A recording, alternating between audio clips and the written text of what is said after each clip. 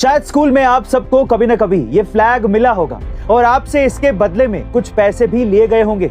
लेकिन क्या आप जानते हैं कि ये फ्लैग हमारी तीन सेनाओं इंडियन आर्मी, इंडियन नेवी और इंडियन एयरफोर्स को आम तौर पर रिप्रेजेंट करता है। ये फ्लैग डे सेलिब्रेट करने के पीछे का मेन ऑब्जेक्टिव है हमारी सेना के जवानों के प्रति आभार व्यक्त करना, उनके लिए धनराशि एकत्र करना, जिसका इस्तेमाल हमारे सैनिक और उनके परिवारजनों के कल्याण और उत्थान के लिए किया जाता है। आज यानी 7 सितंबर को 1949 के बाद से हर साल Indian armed forces flag day मनाया जाता है। हमारे सशस्त्र बलों ने युद्ध के समय जहां देश की सीमाओं की रक्षा की है, वहीं किसी भी प्राकृतिक आपदा के मौके पर देशवासियों की मदद कर उन्हें भी राहत पहुंचाई है। तो हमारा भी ये कर्तव्य बनता है कि हम भी आगे आकर अपनी सेना के वीर जवानों के लिए कुछ करें, जिन्होंने अपना सब कुछ इस देश के लिए न्यौछावर कर दिया। गाइस, क्या आप जानते हैं कि आज जो कतर फीफा वर्ल्ड कप की मेजबानी कर रहा है, वो कुछ दशकों पहले मछुआरों और गोताखोरों का देश था और चंद पैसों के लिए तरस रहा था। जी हाँ, कुछ साल पहले तक कतार में भुखमरी, गरीबी और बेरोजगारी इस हद तक हावी हो चुकी थी कि लोग देश छोड़कर जाने लगे थे। लेकिन आज वही कतार देश फीफा की मेजबानी में 30,000 करोड़ डॉलर्स खर्च कर चुका है। लेकिन कैसे? दरअसल कतर में ज्यादातर लोग मछुआरे थे और वो समुद्र में से मोती चुनने का काम करते थे। लेकिन